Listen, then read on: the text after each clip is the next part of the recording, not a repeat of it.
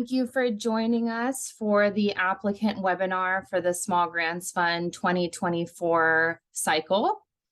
During today's webinar, we will be providing an overview of the Small Grants Fund, a brief demo of the Global Forest Watch platform, and more details of what we are looking for in project proposals. At the end of the presentation, we will have time for questions. This webinar is recorded, and the recording will be posted on the Apply page, and it will be shared with attendees shortly after. Next slide, please.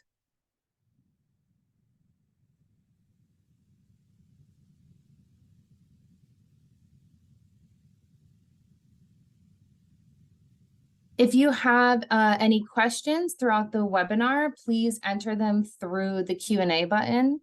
And we will answer them at the end or throughout the webinar. If you are having any technical difficulties, please also let us know through the Q&A button. Next slide, please. Great, so we'll start off with some quick introductions. My name is Stephanie Borcha. I am the Small Grants Fund Specialist for Global Forest Watch. I am joined today by my colleagues, Isabella Barriga, Engagement Specialist for Global Forest Watch, who has prepared a Global Forest Watch demo for us today, and Jessica, Strategy Lead of Forest and Nature for People, who will help us out during the Q&A session. Next slide, please. We'll start with a brief overview of Global Forest Watch and the Small Grants Fund. We will then have a short demo of the Global Forest Watch platform. That will then be followed by an overview of the Small Grants Fund eligibility requirements and more details and tips about what we are looking for in project proposals. And then, as I mentioned before, at the end, we'll have some time for questions. Next slide. We'll start off with a little bit of background on Global Forest Watch for those who might not be as familiar. Global Forest Watch, also referred to as GFW, is an initiative housed at the World Resources Institute, which is an international environmental research organization. Global Forest Watch offers an integrated, openly accessible suite of tools designed to increase knowledge and transparency about forest change and mobilize action. By harnessing cutting-edge technology, GFW allows anyone to access near real-time information about where and how forests are changing around the world. GFW is used by a variety of stakeholders, such as the private sector, to reduce deforestation in supply chains, and by civil society to identify forest threats and mobilize local action. Can we just see the last bullet, please? Great. All right, next slide.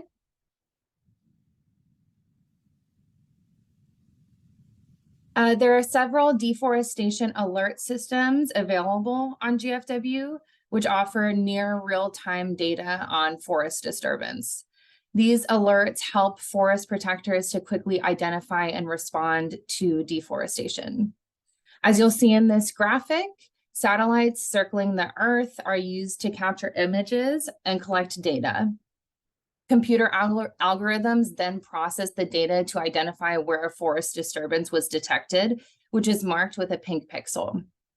These pixels are then shared with relevant audiences through the GFW tools, providing an early indication of where deforestation may be occurring so that law enforcement officers, local communities, advocacy organizations, and other responders can take targeted action.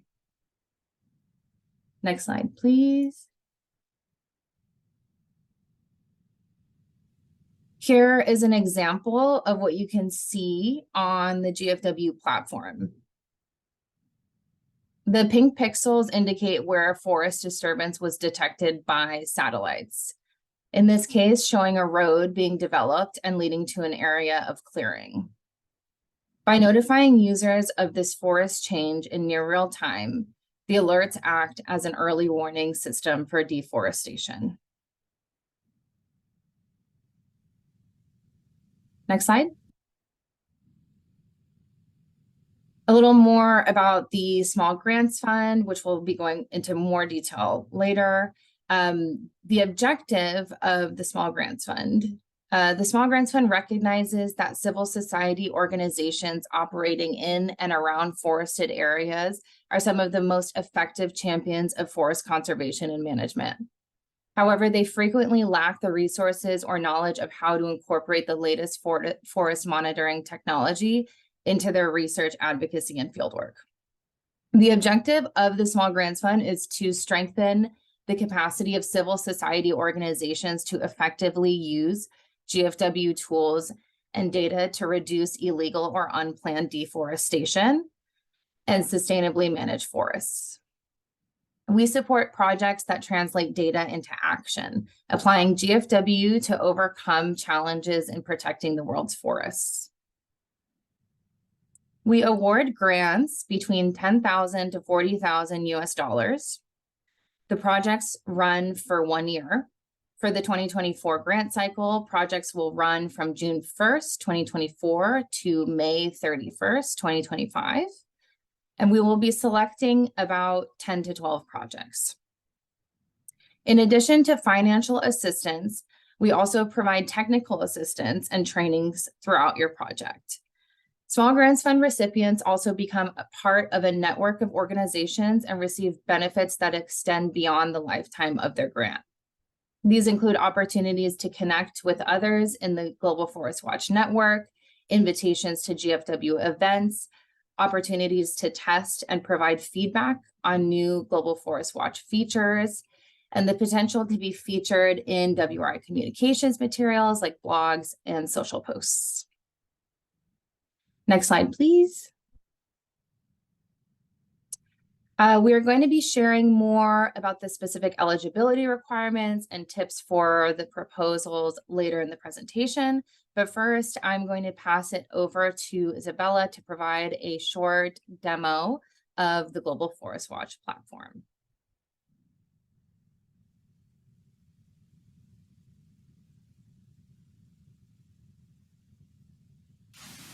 Global Forest Watch, also known as GFW, offers the latest data and cutting-edge technology to empower people everywhere to better manage, protect, and restore forest landscapes by providing access to visualize and analyze spatial data that show when and where the world's forests are changing. GFW offers an integrated, openly accessible suite of tools designed to enable experts and non-experts alike to access information about forest change and mobilize action. This includes GFW's interactive map, which allows you to explore hundreds of spatial data sets, including near real-time deforestation fire alerts. Most people start here. Forest Watcher mobile app is for those who are actively monitoring and managing forests. Forest Watcher helps you take GFW data offline and to the field. Map Builder is for those who want their own online mapping and monitoring system. Map Builder allows you to combine GFW data with your own data to build highly customized forest monitoring applications.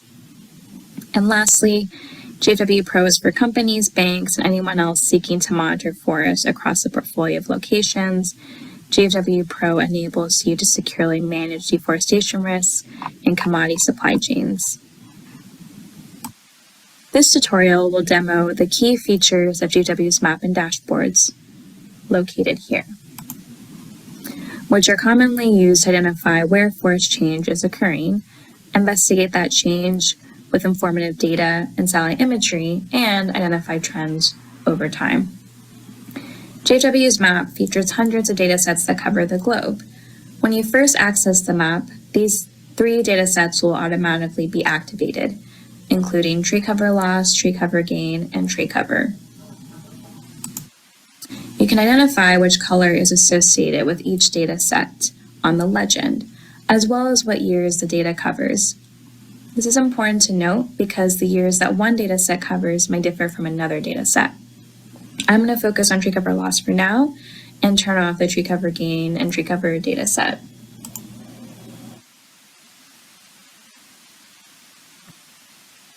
Now, if you look at the map, you can see what the color indicates. For instance, if we zoom into Brazil, We can see where tree cover loss has occurred by spotting the pink areas on the map.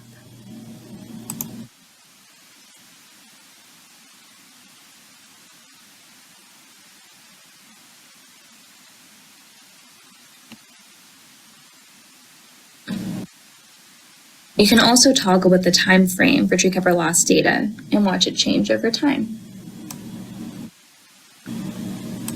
by pressing play. Learn more about datasets. You can click on the eye icon to the right of the dataset's name. Here, you'll find more information about the coverage, source, cautions, and more. From these characters, you can also toggle with the data layer's opacity to make it more or less transparent.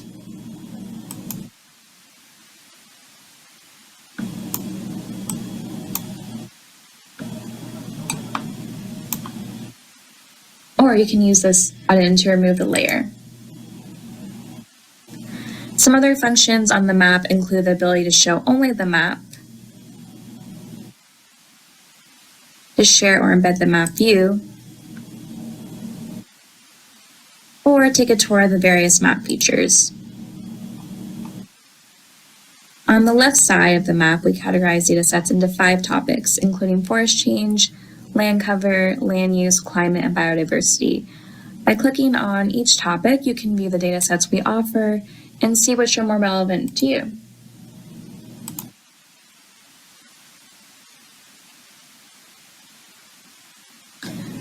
The search tool is also useful for quickly finding area, location, or dataset on the map.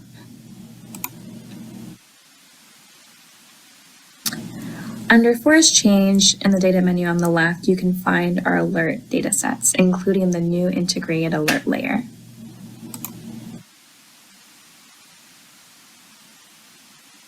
This new layer combines 3 previously separate alert systems, including GLAD-L, GLAD-S2, and RAD alerts. Each of these individual layers cover different areas and are updated at different time intervals, and you can read more about this in the metadata or information button. In the legend panel, you can select individual alert system if you prefer, which I'll demonstrate now.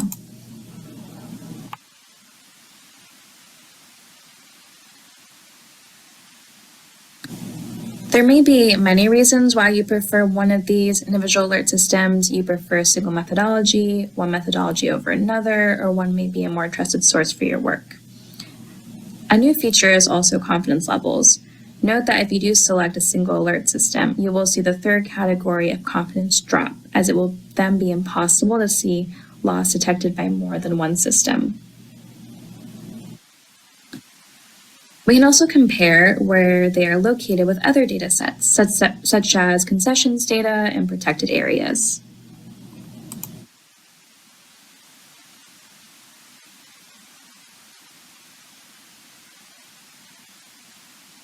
From here, we can take initial steps to investigate the alerts by activating the integrated alerts layer. This satellite imagery provides an idea of what the forested area looks like and how it has changed over time. I can zoom in an area by using my mouse or the zoom in, zoom out icon.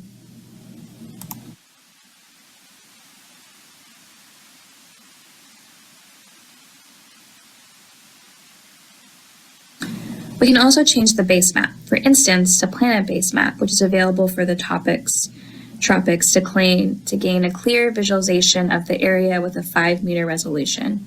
Within the base map tool, you can also adjust the map settings, such as political boundaries, labels, and roads.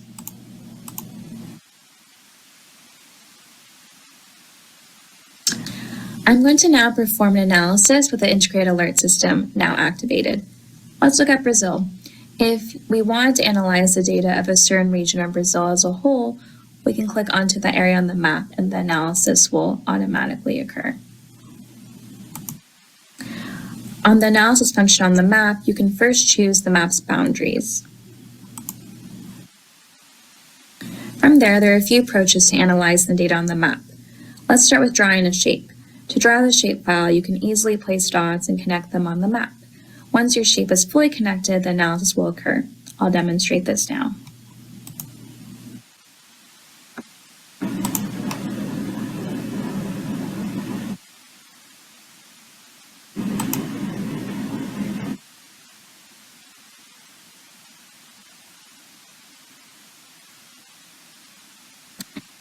As you can see, the shape will then appear on the map and the analysis will be performed. Alternatively, you can also upload a shapefile by selecting a file from your computer. Once your analysis is complete, you have the option to save the area to your MyGFW account and subscribe to the data in the region of your analysis, meaning that you will receive email notifications with either monthly summaries for your area or email notifications whenever alerts appear, or both. If you choose Save the Area, it will then appear in the MyGFW tab.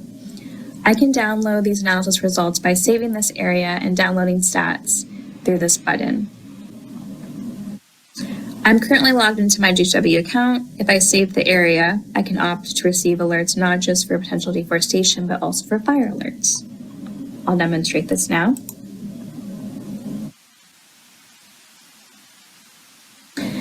As you'll see, notification emails will be sent whenever new forest change or fires are detected. And if you receive these emails in the past, you'll see that new emails will note how much area was affected by forest change or fires, as opposed to the count of alert pixels.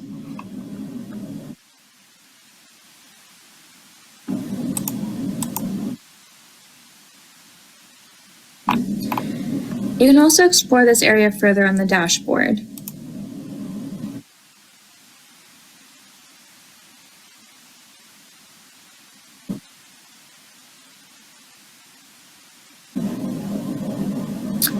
As you can see, the global dashboard offers the ability to view clear visualizations of the data, where you can generate a dashboard for any country, region, or subregion.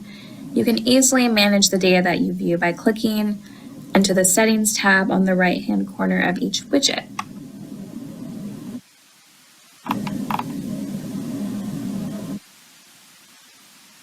You can also download and share the data display on the dashboard. Lastly, you can navigate from the global dashboard to your custom dashboard based on your area of interest.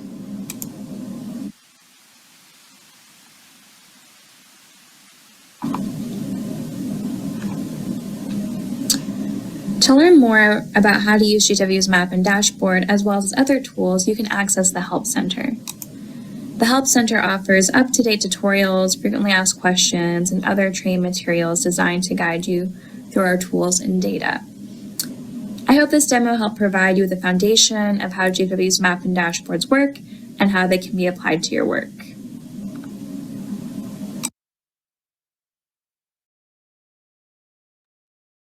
Great. Thank you, Isabella, for that demo. Sorry about the resolution. I saw a couple people mentioning that. We will be sure to share a copy of this demo with everybody via email, along with the recording after this webinar. And also just want to point out that on the Help Center, we do have webinars and trainings in Spanish, French, and Bahasa Indonesia, and some in Portuguese as well, if folks are looking for other languages. Okay, I saw a lot of questions in the chat, so I'm hoping these next few slides will answer them. For organizational eligibility requirements, the 2024 grant cycle, we have some several eligibility requirements, which are detailed in the guidelines for applicants document that has also been included in the chat. While we are going to provide an overview here, please do be sure to carefully review the guidelines for applicants before applying. So the organizational eligibility requirements, we are looking for organizations that are nonprofit and non-governmental with an annual budget greater than $50,000 US. You will also need to pass WRI's organizational risk assessment process, which finalists will be required to complete once they are provisionally selected. As part of this organizational assessment, you are required to have a computerized financial system for tracking and recording expenses and be able to provide your most recent audit or financial statements from the past 2 years. Finally, you will need at least one project point person with professional working proficiency in English to submit the organizational assessment reports and communicate with WRI staff. Next slide, please.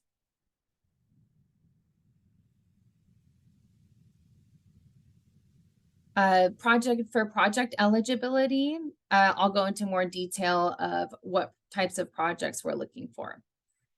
We are looking for projects that have a demonstrated commitment to forest monitoring and sustainable forest management and can clearly articulate how Global Forest Watch tools will be a key component in their strategy to reduce deforestation.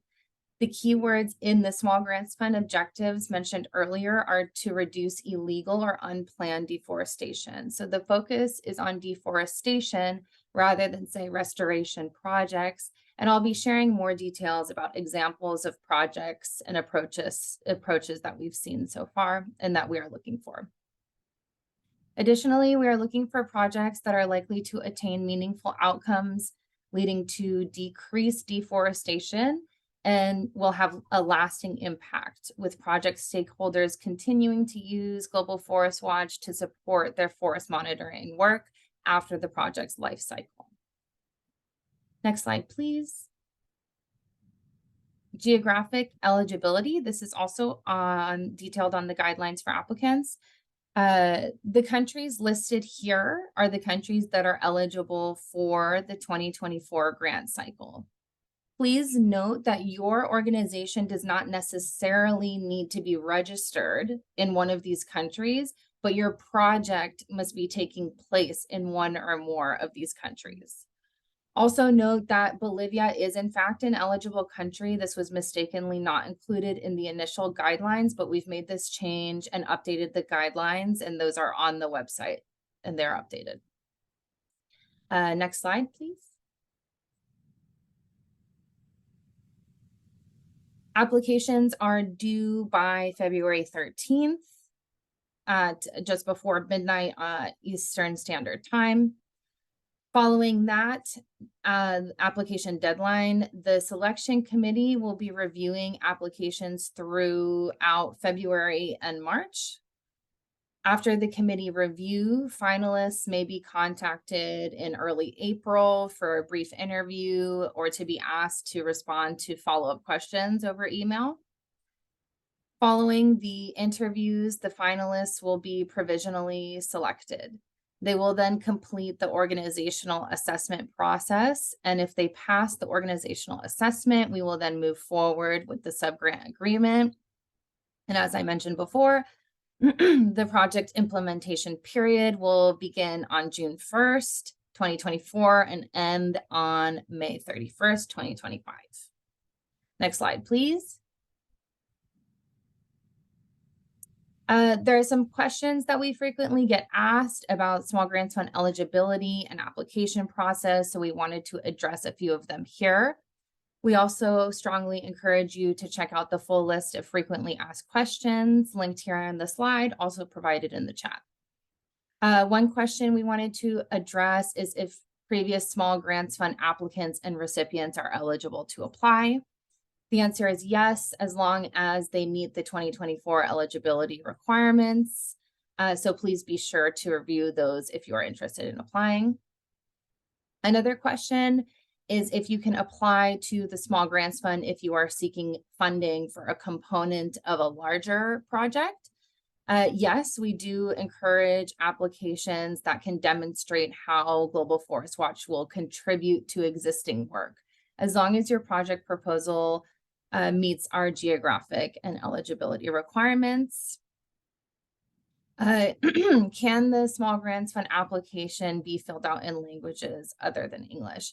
Unfortunately, at this time, we're only able to accept applications in English. Please also note that if you are selected, you will need to complete the organizational assessment and all grant reports in English as well. Finally, we sometimes receive questions about the requirements for the computerized financial system that we mentioned earlier, and if Excel is acceptable. If you use Excel, you may still apply, but we do strongly prefer candidates who use professional accounting software, as this is one of the factors, this is one of the things that factors into the organizational risk assessments that finalists are required to pass. Hopefully this answers some of the questions you may have had, but if you have any additional questions that we have not covered yet, please feel free to input them in the Q&A section, and we will be sure to address them in the Q&A portion. Next slide, please. Okay, now how to actually apply. We've provided the links in the chat as well for the apply page. After reviewing the guidelines and ensuring your eligibility, when you're ready to apply, you can click the Apply Now button, the lower arrow in this screenshot. I've also put together a guidance of how to navigate the application portal for everyone's convenience, and so that we can spend more time today talking about what successful projects look like. And that is the upper arrow in this screenshot. Next slide, please.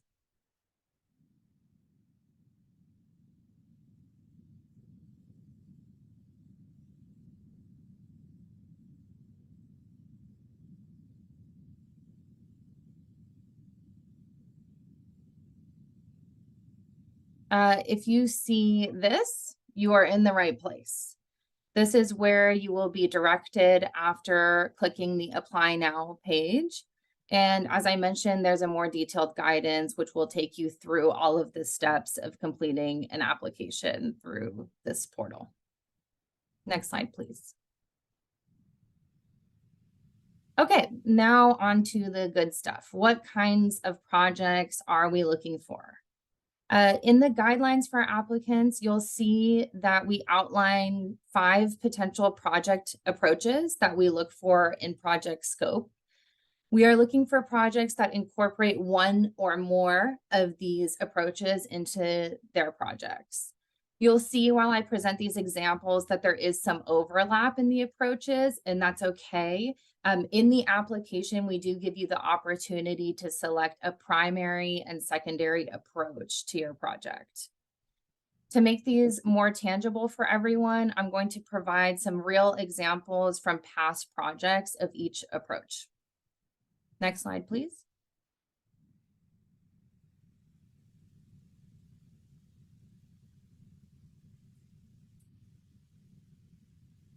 An example of advocacy in action.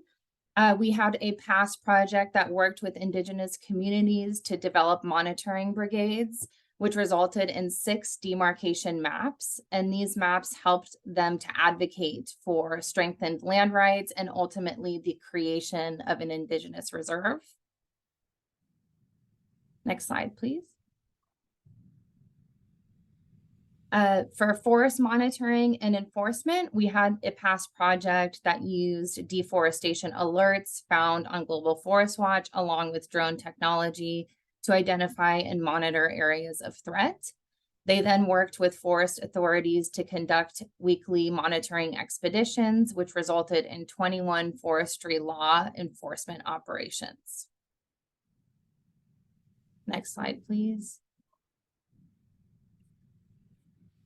For journalism and storytelling, we had a past project that used data on Global Forest Watch to report on cases of illegal deforestation and raise awareness for community land rights, including a short documentary unveiling the real costs of a major hydroelectric power plant.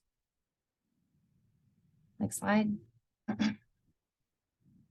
For stakeholder engagement and capacity building, we had a past project that sensitized community members in forest fringing communities of the negative impacts of unsustainable forest practices. Following sensitization, they formed and trained 2 community networks on data collection via Global Forest Watch tools. Next slide. Finally, informing land use management and/or policy, we had a past project that used data on Global Forest Watch to analyze the direct and indirect impacts of a large-scale infrastructure project, which resulted in visualizations of deforestation scenarios for 2030 and 2050 of the project. These findings were then shared with relevant decision makers. Next slide. Now I'm going to get into some tips for putting together your proposals. In this slide, you'll see the criteria that the selection committee will use when reviewing proposals. These are all also listed in the guidelines for applicants. So relevance. Does the project fit within the objectives of the Small Grants Fund and the approaches that I've just mentioned? Make sure to clearly indicate how your project plans to use Global Forest Watch to achieve your forest protection and management goals. Feasibility. The selection committee will be reviewing the log frame along with the budget to ensure that budget detail and timing make sense to complete the proposed activities. How exactly will funds be leveraged to enhance existing projects or ongoing work related to forest monitoring? Potential for impact. What are the potential outcomes and impact of the project? This could be a change in policy, recognition of an area's legal status, a lawsuit, investigation, fine, penalty, etc. And finally, sustainability. We are looking for lasting impact beyond the project's life cycle, such as changes in behavior or improved forest management. Next slide.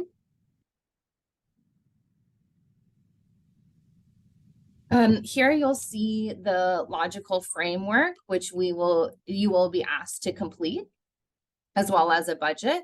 We will be providing templates for both of these. It is very important to complete the templates provided. We will only be reviewing proposals that use those templates. I wanted to provide some more guidance on what goes into a good log frame, and I wanted to make sure everyone understood the definitions and what we are looking for in each component. When putting together any log frame, it is best to start at the impact you are hoping to achieve, or in the case of the log frame provided, the overarching goal and objective.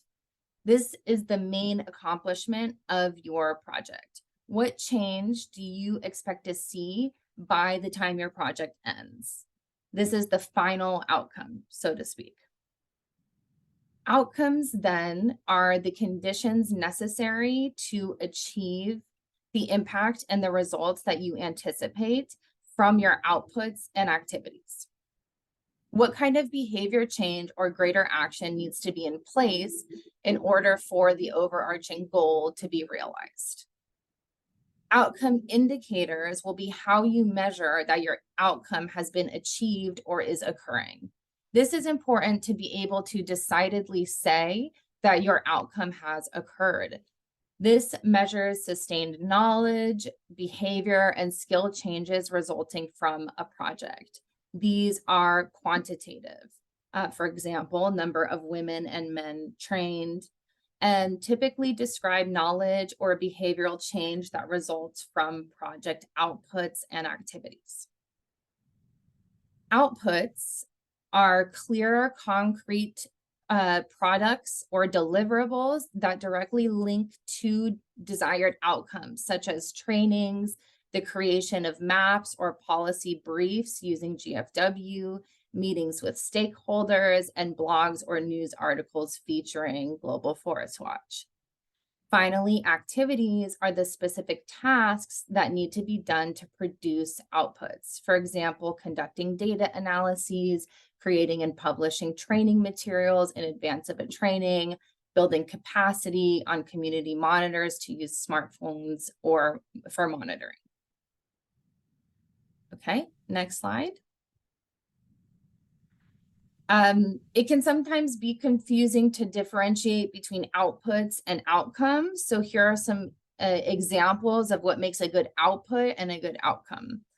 On the left, next to the red X, you'll see it says, alerts, investigations, and reports are used to inform policy and create management best practices for each forest area. This is more of an outcome because it describes the conditions that should be in place to achieve a greater impact. Below, next to the check mark, you'll see an example of a good output. 3 in-depth forest threat analyses are produced using data on Global Forest Watch to assist the long-term management of each forest area of the project, because it specifically refers to the resulting product of project activities, in this case, the 3 forest threat analyses. To the right, next to the X, this example is actually more of an output. GFW and Forest Watcher trainings are delivered to forest fringing communities. It is reporting that these trainings have been delivered. Below it, next to the check mark, is an example of a good outcome because it demonstrates the change in behavior, that 6 forest fringing communities now use Forest Watcher for weekly forest monitoring patrols. Next slide. When creating outcome indicators, try and use SMART to think about how you're going to formulate those. It's very helpful. So SMART stands for specific, measurable, accurate or attributable, relevant or reliable, and time bound. So is it specific? Try to focus on one outcome at a time. There can be multiple outcomes, so don't lump them together. Be incisive about the outcome and the correlating indicator. Is it measurable? Make sure to put a quantifier next to it that is realistic and accessible to measure. Is it accurate and attributable? Does the measurement relate to the activities and or behavior change that you are trying to track? Is it relevant and reliable?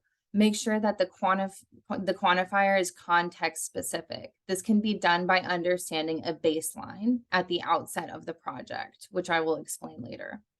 Also, how will you get this data and information for the measurement? For example, you could administer competency surveys before and after trainings to track understanding and fluency of the GFW tools that you are training on. Is it time bound? Try to identify a specific period of time. Will it be project end, or does it need to preclude another outcome? For example, a sufficient amount of competency of the tools should be achieved before the start of field monitoring activities. Next slide, please.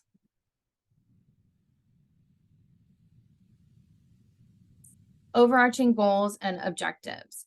While in most log frames, the impact represents a pretty long-term timeline, which we still encourage you to track over time. For the purpose of our log frame, we would like to know the change that you expect to see by the end of your project, keeping in mind that projects are 12 months long. These should be realistic and measurable. For the red example, top left, the ability of local observers to monitor forests using GFW tools is achieved. This is vague in a number of ways. The local observers in question are not named. They could be anyone. They could be local community members, park officials. So being specific is important. Also, this is not measurable. How are we meant to measure the change in their ability? So this would represent a weak example of an overarching goal or objective.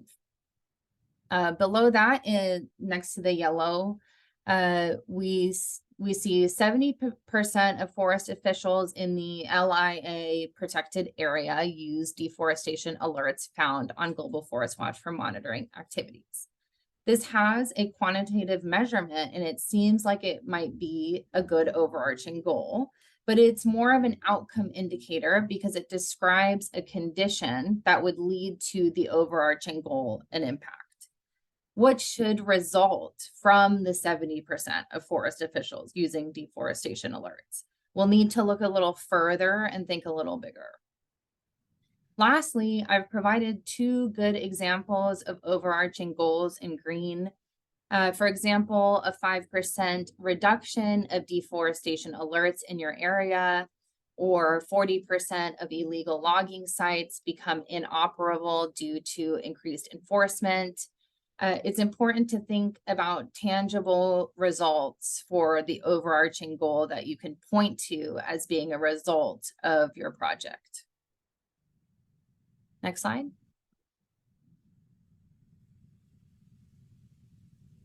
And finally, as I mentioned earlier, on the outcome indicator slide, it's important to collect data at the beginning of the project in order to set realistic expectations and targets for your project to achieve. Outcome indicators can look like conducting surveys, as I mentioned earlier, or researching publicly available data like subnational statistics, etc. This is why it is important to set indicators at the beginning of the project so that you can track your progress towards them and realistically report on it or adapt accordingly.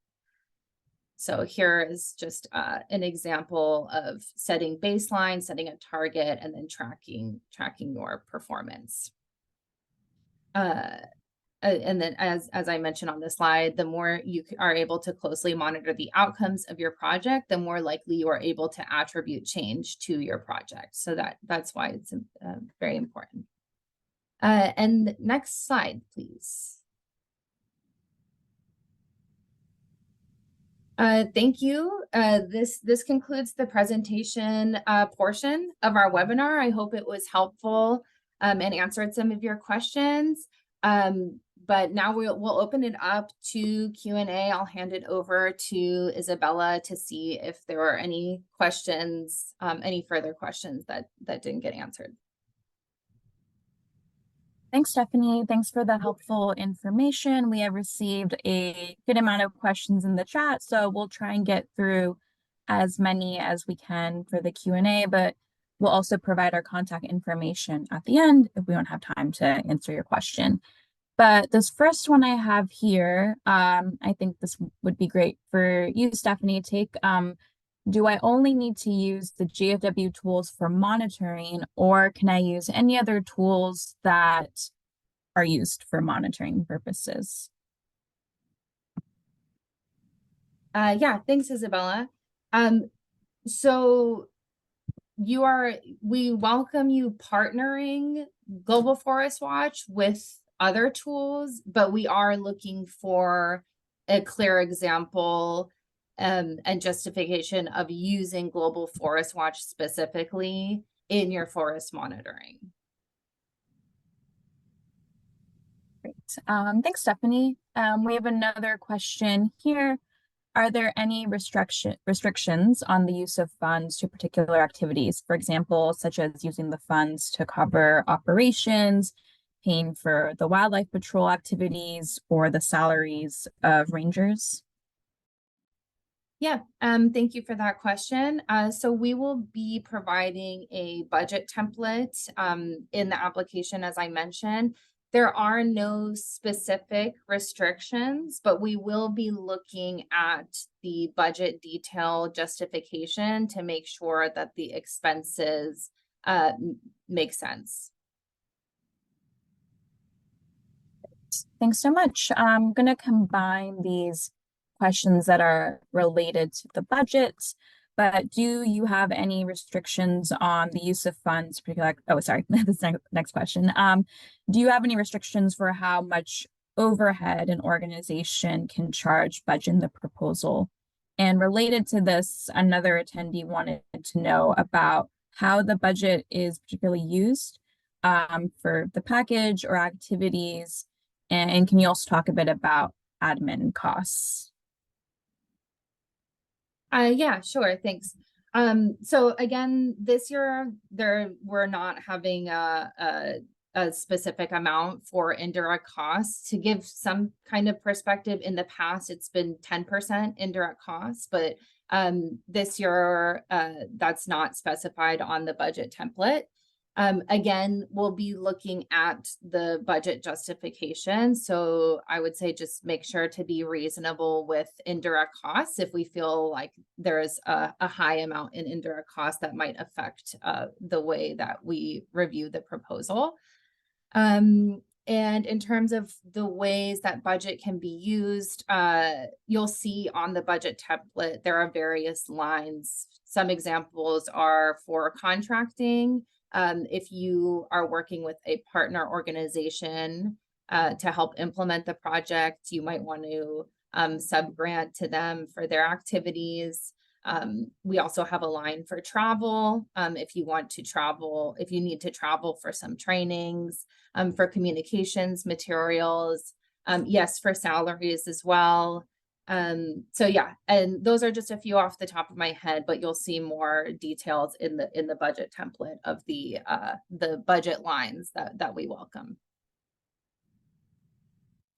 Great, thanks, Stephanie. I have another question, which would love Jessica to take this one.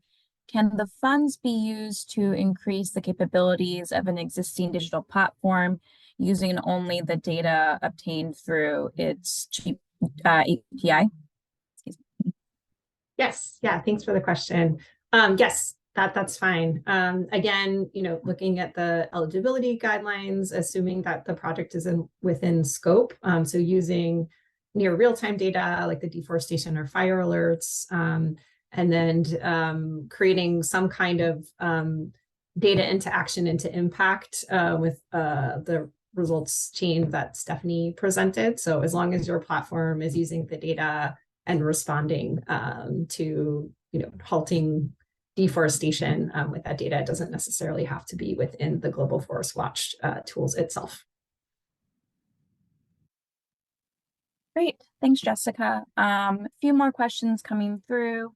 I think this one would be helpful for a bunch of folks. So is there a minimum area to monitoring that applicants would need to demonstrate for this project?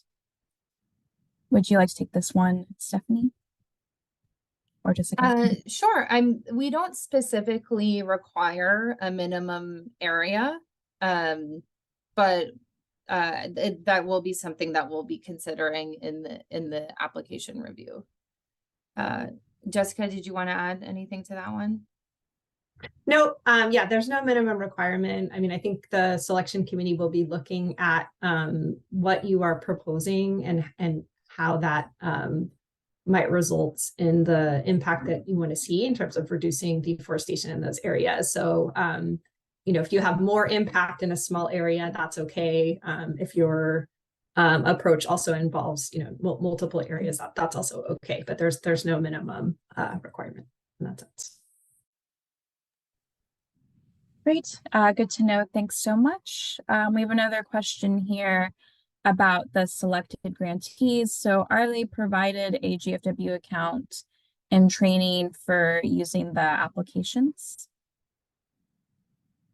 So I could take this one, Stephanie. Sure, yeah, I'm happy to take that one. So the Global Forest Watch platform is openly accessible. So anybody and everybody is able to create a Global Forest Watch account for free. And for the second part of the question, every grantee will be assigned a WRI staff advisor who will be meeting with them quarterly after they turn in their reports to discuss any challenges that they experienced during that reporting period and to provide technical support on any specific issues that they came across. We do provide pretty consistent training through the Global Forest Watch platform on the Help Center, both past and ongoing, that are free and accessible for everyone to access. And as I mentioned earlier, those are also available in various languages. Great, good to know. Thanks so much, Stephanie. Another question here about if grants can be used to finance a litigation process. So taking into consideration that this process can last for several years, would you like to take this question, Jessica? I'm sorry, could you repeat the question? I was trying to answer questions in the chat. Sorry. No worries. Yes, so many questions through. This one saw this a few times about the litigation process. And yes. can be used to finance that, knowing this process could take many years? Yes, no, excellent questions. Yes, we understand that 12-month project cycle is a relatively short period of time, but what we're really looking for with the Small Grants Fund is the ability to use this opportunity to really bolster or increase the use of the technology and data into your ongoing work to combat illegal or unauthorized deforestation. And so we realize that litigation processes can take a long time. What the selection committee would look for, though, if you are proposing something around litigation or legal process, would be, what milestones in that process do you anticipate to see within the year of your project? So what are some of like the maybe intermediate outcomes that you expect? But we would absolutely encourage that, because we understand that that's a very effective way to achieve those goals of reducing tropical deforestation, but that it does take can take many years. Thank you. That's helpful to know. Few more questions we have. We'll try and wrap up with a couple more. Hoping to get through as many as we can, but please, if we have time for your question, you can get in touch with us after this webinar. I think this question would be great for you, Stephanie. So talking about, you went through the outputs and outcomes, and a attendee wanted to know if this should include numbers, so targets of their respective indicators. Is that what they should demonstrate in the application? Sure. Yeah. Thank you for that question. Yes, as much as possible, if you can include quantitative targets, that will demonstrate as a stronger proposal to us. It's not required, but it is recommended, especially for outcome indicators and the overarching goals. Typically, it's more helpful for us to visualize and understand the impact that you are hoping to achieve with the project. If it's given a kind of target numerical value that will track that change. Thank you. That's really helpful to know. Looking through a few other questions here, I see similar ones about restoration projects. So a few folks want to know if they can use GFW to monitor restoration projects. Would you like to address this one, Stephanie? Yes, sure. So at this time, no. At this time, we are looking for monitoring, as Jessica has mentioned, monitoring of and preventing illegal or unplanned deforestation.